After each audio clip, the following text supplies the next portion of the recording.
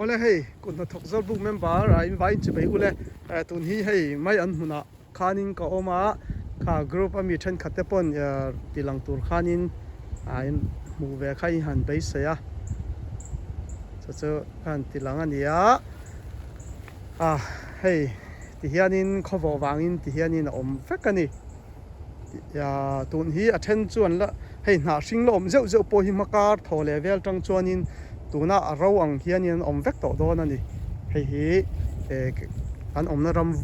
vut lang na ram ani wangan ya khowo na ram khowo hun ron thleng to dona thal kha zawa khowo aron dia chu khowo wangani ti kha kan soya chuanin kan om na hi Indiana State USA ania ha kan soitel ani hi module clear du te khain lo om ani mela chu a clear du ta na garon lave ani hei tun hi boruak tak chu tianga vot lu tukan ni lo ko lumpo cha lu tuk lo ka ha hei ka hlepa sela khai ta na kha chuanin a vot thamani soi thiam lo chuanin ke ni chu ten in chung lo ma te kan om le de iwang te po kha ni theya hi tuna po hian ang tinga moni avot ani sei the am lo hi chu an soyam hakar thole vela chuan a hring po hi alang to mangdol lo ani vai hianin ovo wangin an thivek to do na hi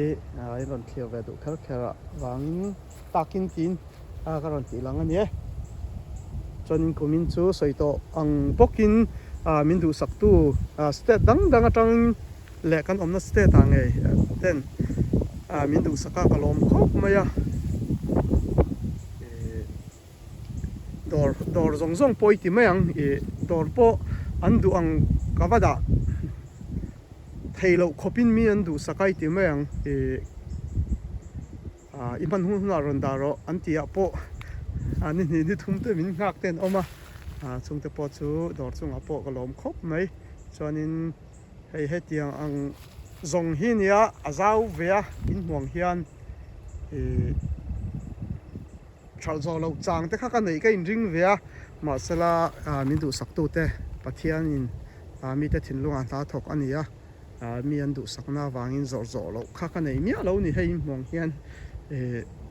a thi thleng hianin itimayang mai an leitu inai min la tin oma voini thlengin an la omani dorpon miron khola ma se engma mai anom to lo ti kha kan thrila engpon ni sela kan soidua chu mi te thinlunga pathianin na thoka kalom khop mai hindu saktu te zong chunga kalom ani ti kha kan soitelani chuanin soitel le bok tur chu hemi ka thaien kol na khol reng hi hemi hnim wa na le leile na kholang kha ka puzon te ka pizon le puzon te na min boipui ka neya eng khol nge tha ti po ko hriat lo ka lakin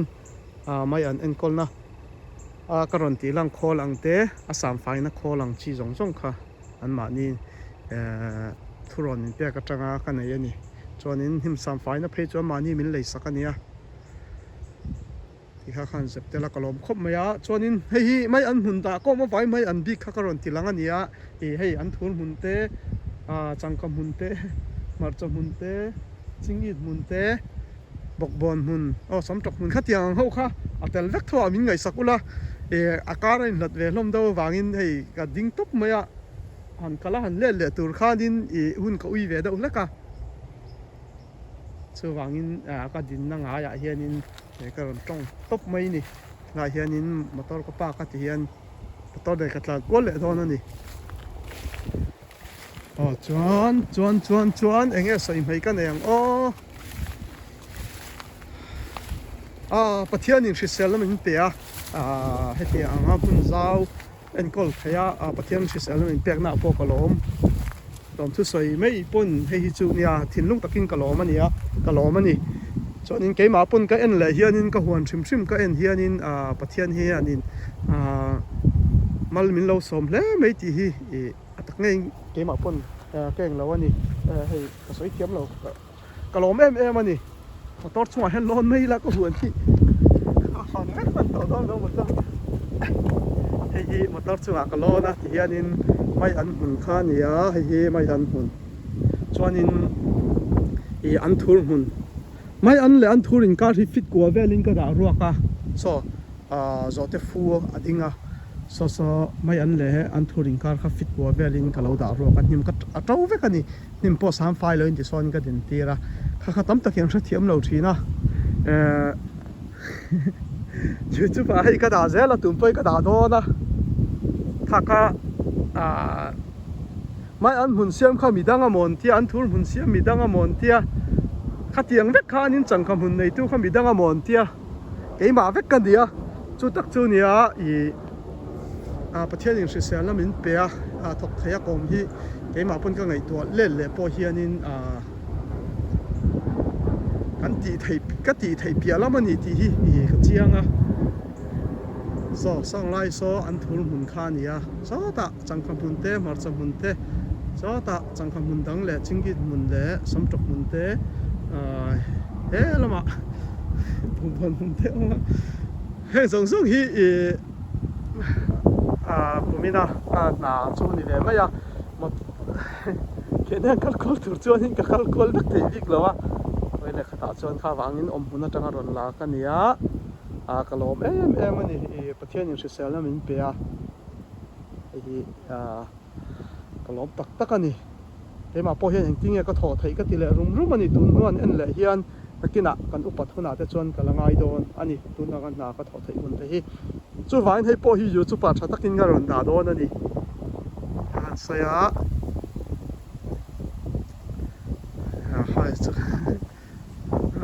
long khop mai mi zong in min du saka itim mai ang helaya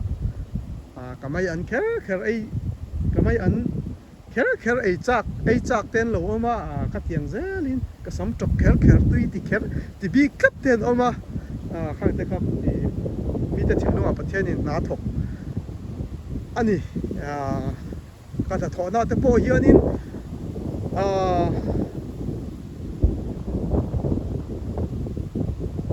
kalom em ani pathian mal som na vek ani ti kha